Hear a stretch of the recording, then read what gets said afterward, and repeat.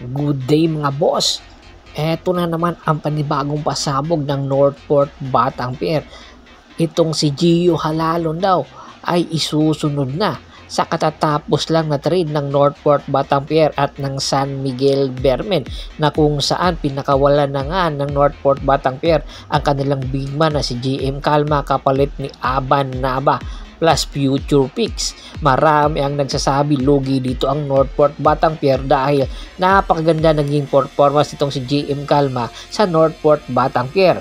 Kaya naman ayon nga mismo sa ilang mga artikulo ng lalabasan ngayon ay posible nang isunod itong si Gio Halalon ng Northport Batang Pier.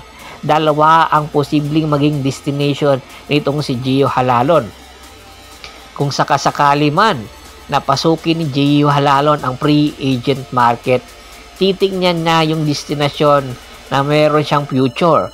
It's either Tropang Giga or ayon sa ating kuliglig, Barangay Ginebra San Miguel.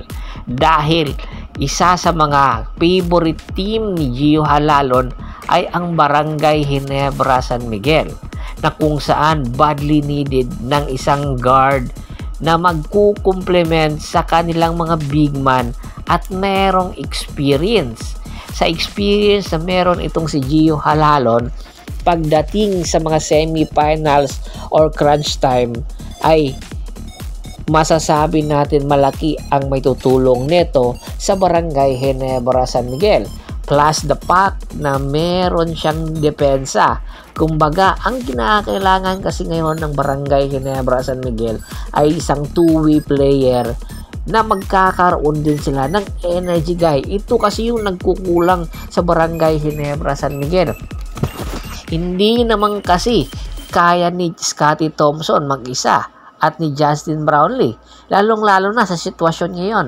Philippine Cup, wala si Justin Brownlee. Kaya maghahanap talaga si Coach Tim Con ng posibleng sandalan.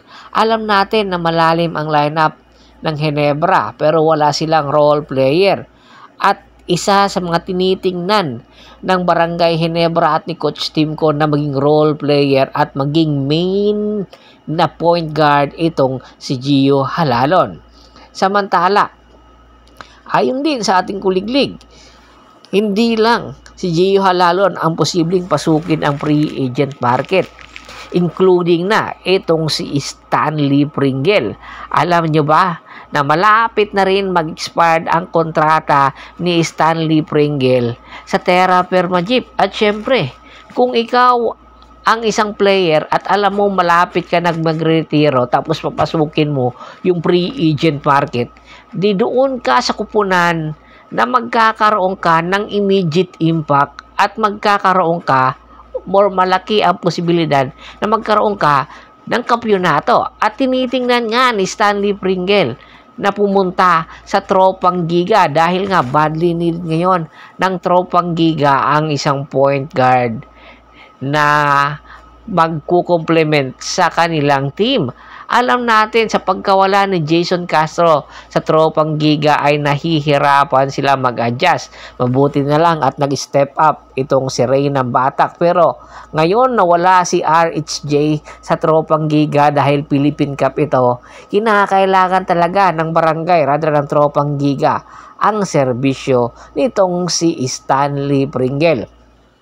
Marami tuloy ang nagsasabi mabubuwag na naman ang tandem na Romeo at Pringle dahil nga kinakailangan ni Stanley na magpaalam na sa Terra Firma Jeep at syempre maghanap na ng kanyang future. Hindi na kasi itong bumabata at 1 o 2 taon na lang ay posible na rin magretiro ang ating main man na si Stanley Pringle. Kung sakasakali man ang kanyang magiging destinasyon ay ang Terra Firma Jeep, magkakaroon siyang tsansa na manalo ng kampyonato at posible makasama sa Grand Slam ng Tropang Giga. Isang kampyon na lang ng Tropang Giga ay makakamit na ang Grand Slam, kaya tiyak, kaya naman sila nagpapalalim ngayon. Kung ikukumpara mo si Enoch Valdez kay Stanley Pringle, tiyak mas malaki ang may tutulong nitong si Stanley Pringle dahil na rin sa kanyang experience na ilang taon siyang naglaro sa Hinebra at nakakuha ng kampyonato. Ano sa tingin nyo? Babagay ba ito sa sistema na ipinapatakbo ni Chat Reyes? Komento na sa baba ng video at pag-usapan natin yan. Once again, this is Percival Monteron at your service.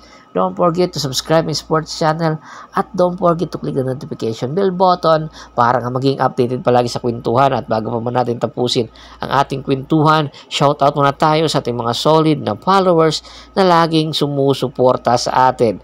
Kay Kagawad, Kat sa Kinudukusin ng Hagonoy, Bulacan, Anthony Laquialon, Ray Sidmanaw, Marky Pangilinan, Michael Pangilinan, Ryan Pangilinan ng Apalit, Pampanga, Michael Rosalado, Dennis Rosalado, at syempre po sa mga taga Butuan City, marami pong salamat sa walang sawa niyong pagsuporta. Pakibisita na rin po ng Facebook page ko na HaPresPH, Paul Goso at Paul Goso to. At syempre yung Bostor po para maging updated po kayo palagi sa lahat ng sports happening. Mapa NBA at PBA at iba pang mga liga na basketball. Hanggang sa muling kwentuhan, maraming salamat po.